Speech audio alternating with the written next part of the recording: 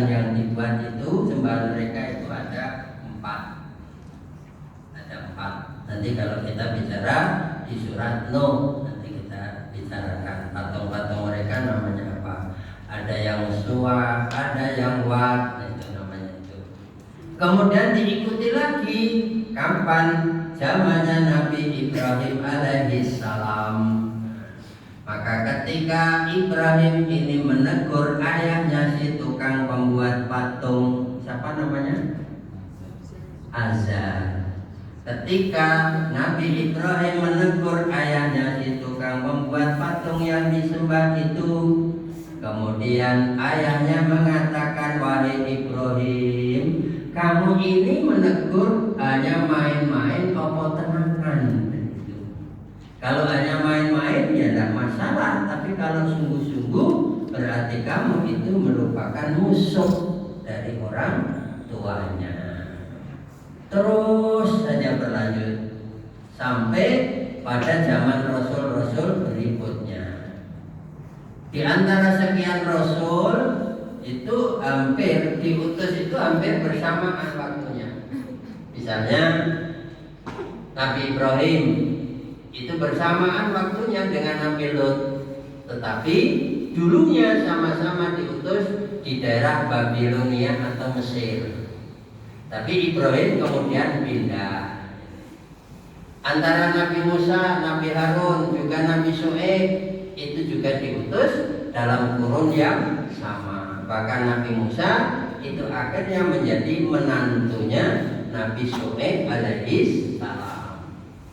Nah, setelah itu agak lama baru muncul Nabi Isa. Dan kurun waktu yang paling lama yaitu jarak antara Nabi Isa dengan Nabi Muhammad Sallallahu Alaihi Wasallam. Berapa tahun? 7 abad ya. Karena Rasulullah itu lahir di tahun berapa? 500 berapa?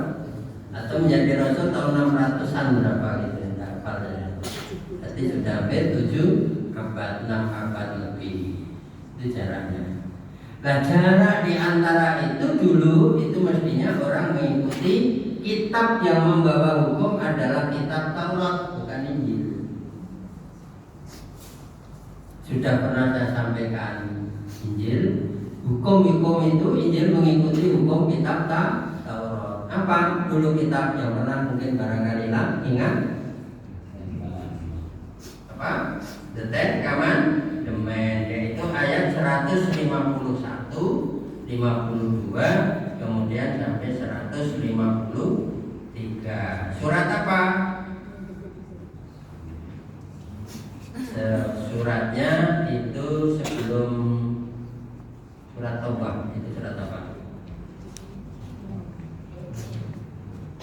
Sebelum surat Taubah.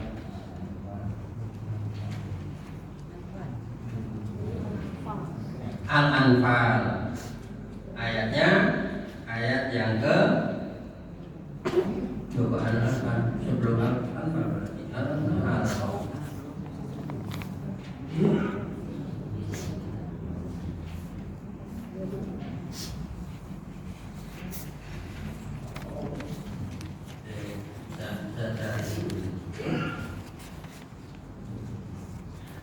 Al-An'am.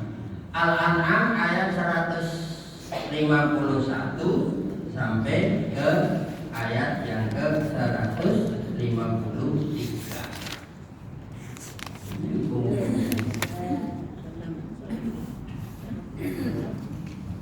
Kita baca, kita ingat kembali.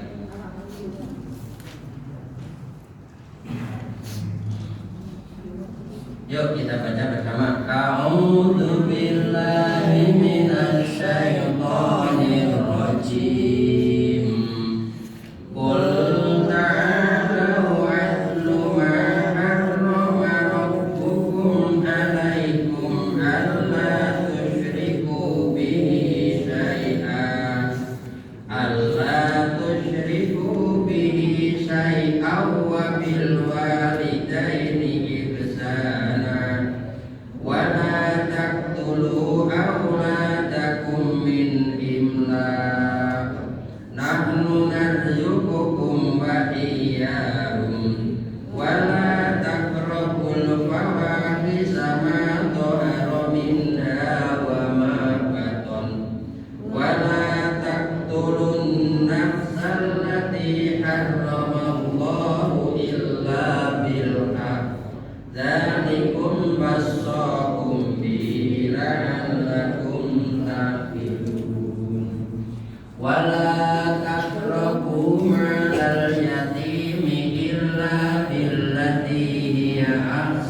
hatta yablugha ashuddah wa awful kaila wal mizana bil qist la nukallifu nafsan illa wus'aha wa idza qultum fa'dilu walau kana dha qurba wa bi'ahdillahi awfu dzalikum wassaqum bihi la'allakum tadhakkarun wa anna hadza sirati mustaqiman fattabi'uhu wa la tattabi'u subula fatafarraqa bikum an sabilihi dzalikum wassaqum bihi la'allakum tattaqun.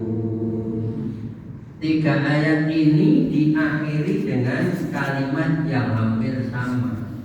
Apa kalimatnya?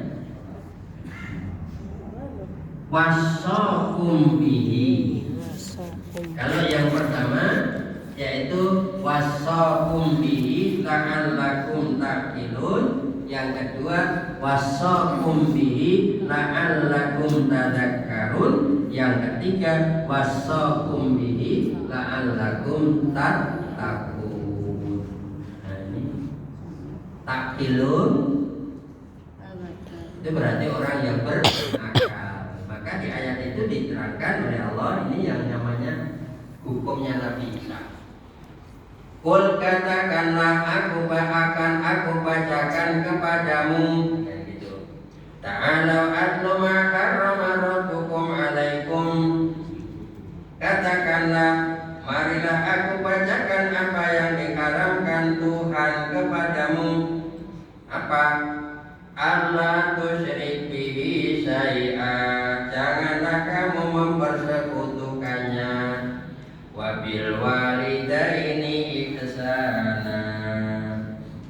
Berbuat baiklah kepada ibu bapak. Ini hukum Taurat. Nanti dilanjutkan terus.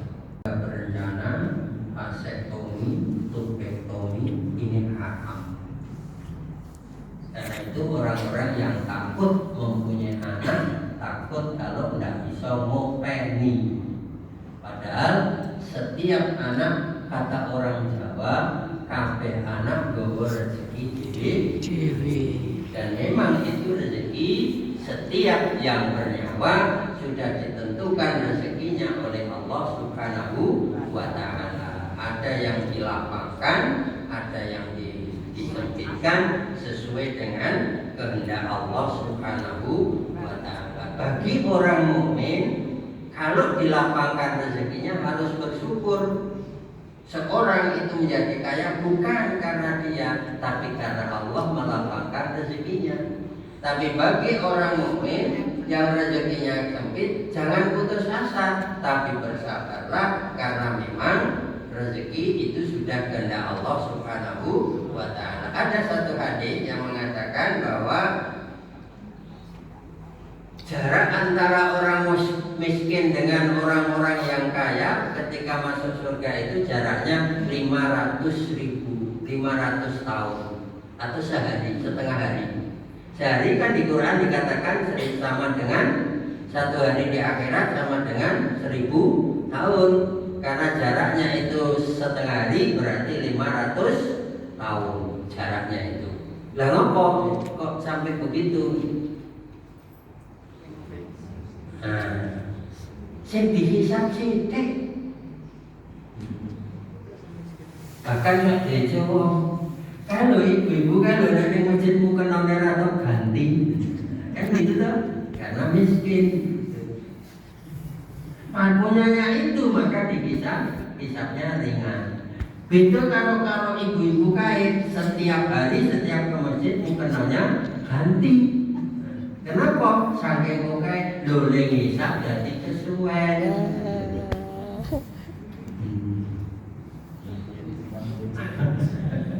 Dan itu belum itu lagi contoh kecil dari mukena.